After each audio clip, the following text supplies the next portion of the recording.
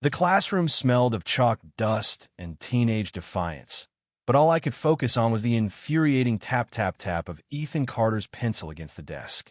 It was 2009, my junior year at Lincoln High in small-town Ohio, and Ethan, my desk mate, was the human equivalent of a mosquito buzzing in my ear. By the end of first period, I was ready to snap that pencil in half. I'm Lucas Hayes, a student with dreams of escaping this nowhere town for a college far away. Ethan, on the other hand, was a whirlwind of chaos. Always late, always loud, always finding new ways to get under my skin. He'd lean over during history class, his messy blonde hair falling into his eyes, and whisper some sarcastic comment about Mr. Thompson's droning lectures. I'd grit my teeth, pretending to ignore him, but his voice had this infuriating way of lodging itself in my brain. Worse, he'd borrow my notes, doodle in the margins, and hand them back with a smirk that made my blood boil. "You're welcome, Hayes," he'd say, like he'd done me a favor. I hated him, or so I thought. What I didn't know then was that Ethan Carter would unravel my carefully ordered world, piece by piece, until I couldn't imagine a life without him. The first time I truly noticed Ethan beyond his annoying habits was during a group project in October. Mr. Thompson paired us together, probably out of spite, knowing we'd clash. The assignment was a presentation on the civil rights movement, and I was determined to ace it. Ethan, predictably, showed up to our first meeting at the library with a half-eaten bag of chips and no books. "Relax, Hayes," he said, kicking back in his chair. "We've got this." I wanted to strangle him. But as we worked, something shifted. Ethan wasn't just a slacker. He had ideas, good ones. He talked about the personal stories behind the movement, the human cost, with a passion I hadn't expected. His eyes lit up when he spoke, and for the first time, I saw past the smirk to the person underneath. He wasn't stupid, just different. Unafraid to be himself in a town that demanded conformity. By the end of the week, we'd spend hours together, arguing over sources and laughing over stupid things, like the time he tried to reenact a protest march and knocked over a library display. I caught myself smiling at his antics, and it scared me. I wasn't supposed to like Ethan Carter. He was the opposite of everything I valued: order, discipline, predictability. Yet, when he grinned at me across the table, my chest did this weird flip I couldn't explain. One night, as we finished up at my house, Ethan lingered by the door. The air felt heavy, like something unspoken hung between us. "You're not as boring as I thought, Hayes," he said, his voice softer than usual. Before I could respond, he was gone, leaving me staring at the empty porch, my heart racing for reasons I wasn't ready to face. School became a battleground of emotions. I catch myself watching Ethan in class, noticing the way his laugh filled the room, or how his fingers fidgeted when he was nervous. It was maddening. I'd grown up in a conservative town where different wasn't a compliment, and the idea of feeling something for another guy was terrifying. I pushed it down, buried it under extra study sessions and track practice, but Ethan had a way of breaking through my defenses. One day, during lunch, he dragged me to the bleachers behind the football field. "What's this about?" I snapped, annoyed at being pulled away from my routine. He just grinned and handed me a soda. "Chill, man. Just wanted to hang out." We sat there, the autumn wind rustling the leaves, and talked about nothing: music, movies, our plans after high school. For once, he wasn't teasing me, and I wasn't glaring at him. It felt easy. Then he said something that stopped me cold. "You ever feel like you're hiding from yourself, Lucas?" His voice was quiet, his eyes fixed on the horizon. I didn't answer, but my silence spoke volumes. That night, I lay awake, his words echoing in my head. Hiding from myself. Was that what I was doing? By winter, Ethan and I were inseparable, though I'd never admit it. We'd study together, grab burgers at the diner, even sneak into the old theater to watch indie films. But the tension between us grew, a tightrope we both walked but never acknowledged. I'd catch him looking at me sometimes, his gaze lingering too long, and I'd pretend not to notice, even as my pulse raced. One freezing December night, everything changed. We were at his house, sprawled on the living room floor, working on another project. His parents were out, and the house was quiet except for the crackle of the fireplace. Ethan was ranting about some band I'd never heard of, his hands waving animatedly, when he suddenly stopped and looked at me. Really looked at me. "Lucas," he said, his voice barely above a whisper. "Why do you keep pretending?" "Pretending what?" I asked, my throat tight. He leaned closer, his breath warm against my cheek. You know what? Time froze. My heart pounded so loud I thought he'd hear it. Then, before I could think, he kissed me. It was soft, hesitant, like he was giving me a chance to pull away. But I didn't. I kissed him back, and in that moment, every wall I'd built crumbled. When we pulled apart, I was shaking, not from fear, but from the weight of finally admitting the truth. Ethan Carter, the annoying desk mate who'd driven me mad, was the one person who made me feel alive. That kiss was a spark in a powder keg. I spent the next week in a daze, torn between elation and terror. Ethan acted like nothing had changed, still joking and doodling in my notebooks, but his glances held a new weight. I wanted to talk about it, to define what we were, but fear kept me silent. In our town, being openly gay wasn't just frowned upon. It was dangerous. I'd seen what happened to kids who didn't fit the mold. Whispers, glares, sometimes worse. Ethan seemed unfazed, but I noticed the way he tensed when certain classmates passed us in the halls. He'd grown up here too, knew the unspoken rules. Yet he carried himself with a defiance I envied, like he'd already made peace with who he was. I hadn't. Not yet. One January afternoon, we skipped last period and drove to the edge of town, where the fields stretched endless under a gray sky. Ethan parked his beat-up truck by a frozen creek, and we sat on the tailgate, wrapped in blankets. "You okay, Hayes?" he asked, his tone gentle but probing. I wanted to lie, to say I was fine, but the words wouldn't come. Instead, I told him about the knot in my chest, the fear of what this meant, for me, for us, for my future. He listened, his hand resting on mine, and when I finished, he didn't try to fix it. He just said, "I'm scared too, but I'd rather be scared with you than safe without you." Those words broke something in me, and I kissed him again, right there in the open, where anyone could have seen. For the first time, I didn't care. It was reckless, stupid even, but it felt like freedom. Back at school, we were careful. No hand-holding, no lingering looks. But secrets have a way of leaking. By spring, rumors started swirling. A senior named Jake, who'd always had it out for Ethan, caught us sitting too close at the bleachers one day. His smirk was venomous. "Didn't know you were like that, Hayes," he said, loud enough for others to hear. My stomach dropped, but Ethan just laughed it off, his bravado a shield I wished I could borrow. The whispers grew louder. Notes appeared in my locker, crude words, threats. I told myself it didn't matter, but it did. Ethan noticed my silence, my jumpiness. "We don't have to hide," he said one night, his voice fierce. "Let them talk. They don't get to define us." But I wasn't as brave as he was. One day, after a particularly vicious rumor spread, I snapped.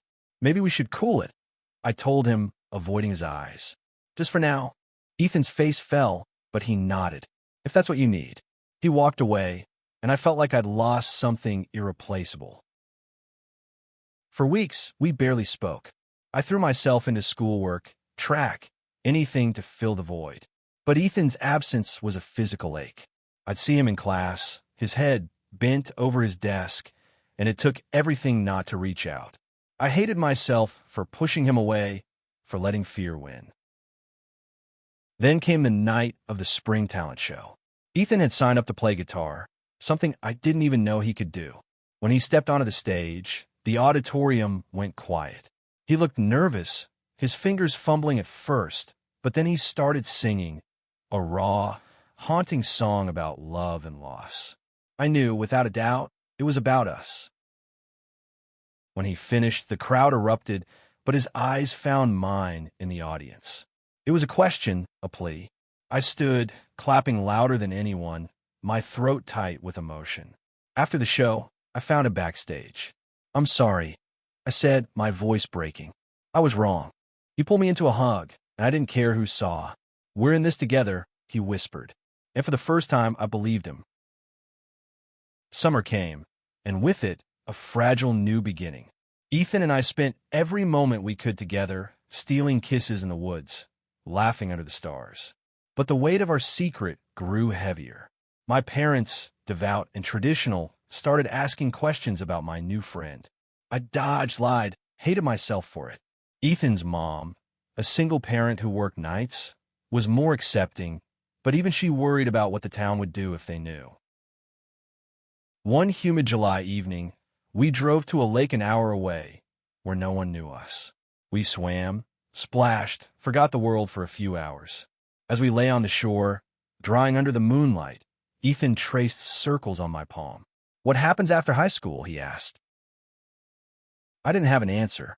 College was my ticket out, but the thought of leaving Ethan behind, or worse, losing him a distance, made my chest stake. "We'll figure it out," I said, hoping I sounded convincing. Senior year brought new challenges. The rumors hadn't died. They'd evolved into something uglier. Jake and his friends cornered Ethan in the parking lot one day, their words sharp and cruel. I wasn't there, but when Ethan showed up at my house later, his lip was split, his eyes hollow.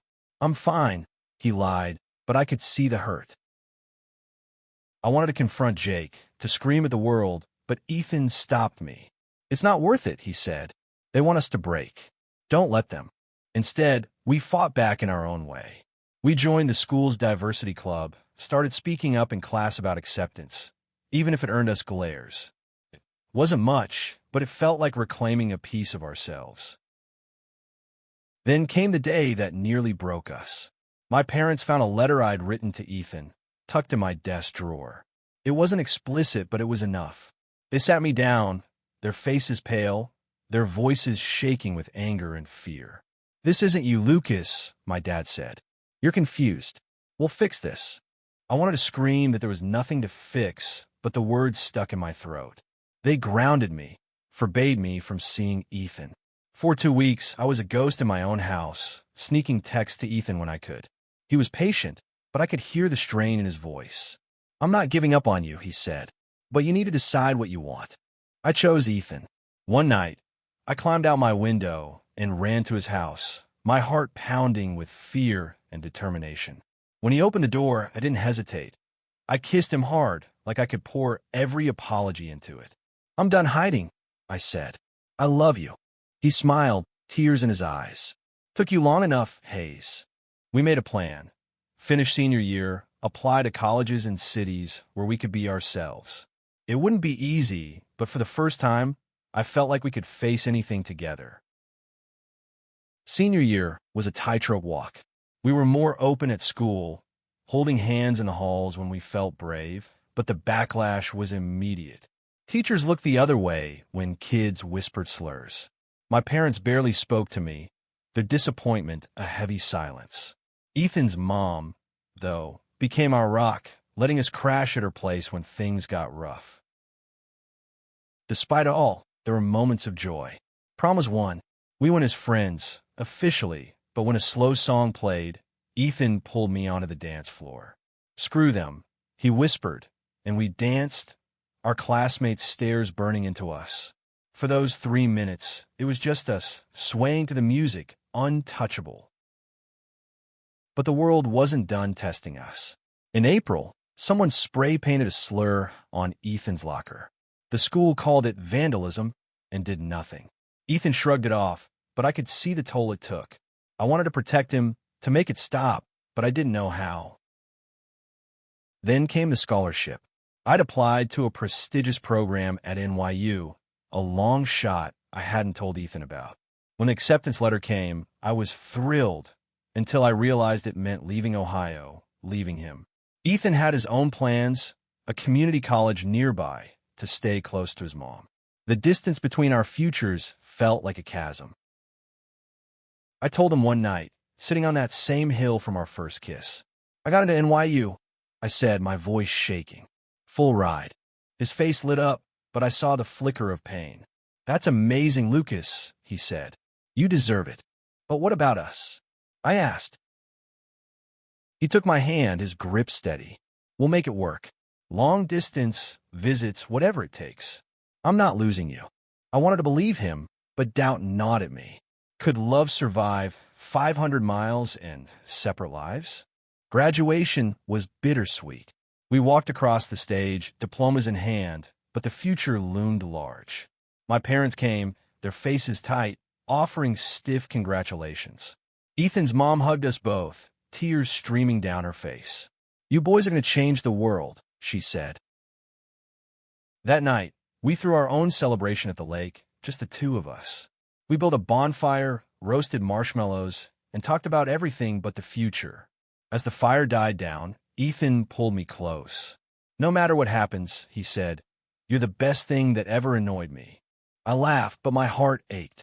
I didn't know how to let go, even for a little while. College was a whirlwind. NYU was everything I dreamed, vibrant, diverse, alive, but it was also lonely. Ethan and I Skyped every night, but the distance was more than miles. He was working part-time, taking classes, helping his mom. I was drowning in assignments, surrounded by people who didn't know our story. We visited when we could, stealing weekends in New York or Ohio. Each time, it was like no time had passed, our connection as electric as ever. But the goodbyes got harder, the doubts louder. What if we were holding each other back? Sophomore year, Ethan dropped a bombshell. He'd been accepted to a music program in Boston. It was closer to New York, but it meant new challenges. I was proud but scared. "We're still us, right?" I asked during one late-night call. "Always," he said, but his voice was tired. Life was pulling us in different directions. The breaking point came during winter break. We fought about time, about priorities, about stupid things that didn't matter. I said things I didn't mean, and he hung up. For a week, we didn't speak. I thought I'd lost him for good. Then, on Christmas Eve, he showed up at my dorm. Snow clung to his jacket, his cheeks red from the cold. "I'm an idiot," he said before I could speak. "I don't care about the fights or the distance. I love you, Lucas. That's all that matters." I pulled him inside, and we talked, really talked for hours. About our fears, our dreams, our future. We made a new plan. Finish college, then find a city where we could build a life together. It wasn't perfect, but it was ours. Years later, we did just that. We moved to Seattle, where Ethan played music and I worked as a journalist. The world wasn't always kind, but we'd learned to face it together. One autumn evening, on a hill much like the one from our high school days, Ethan proposed. I said yes, tears streaming down my face.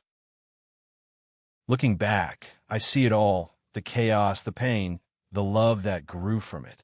Ethan Carter, the annoying desk mate who once drove me mad, turned out to be the love of my life all along. And in a world that tried to tear us apart, we built something unbreakable, something true.